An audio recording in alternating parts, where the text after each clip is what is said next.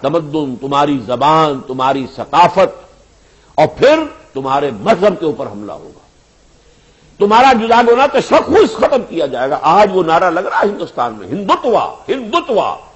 ہندو ایک کلچر کا نام ہے، وہ کلچر اختیار کرنا پڑے گا مسلمان کو اگر ہندوستان میں رہنا ہے. وہ اپنے علیحدہ ثقافت برقرار نہیں رکھ سکتا. یہ تو ابھی تھوڑا سا مرحلہ ایسا ہے کہ بی جے پی کی حکومت وہاں ایبسولوٹ میجورٹی والی حکومت نہیں ہے، کولیشن ہے.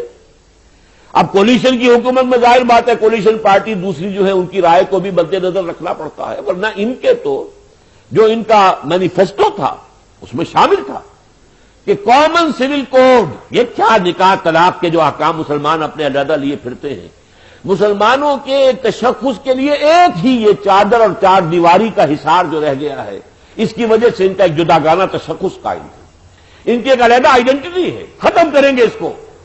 کامن سول کوڈ ہوگا، ایک ہی قانون ہوگا تمام ہندوستان کے رہنے والوں کے لیے. اگر وہ ہندوستانی ہیں، ہندوستان میں رہنا چاہتے ہیں، کوئی جداگانہ قانون نہیں ہو.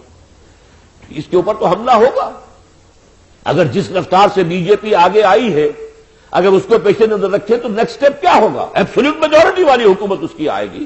ان کے تو ڈکلیئرڈ گولز ہیں. وہ ان کے یہ نہیں ہے کہ کوئی ڈھکی چھپی باتیں رکھی ہوئی ہیں، وہ تو ان کے ہاں طے شدہ ہے کہ ہمیں کرنا ہے.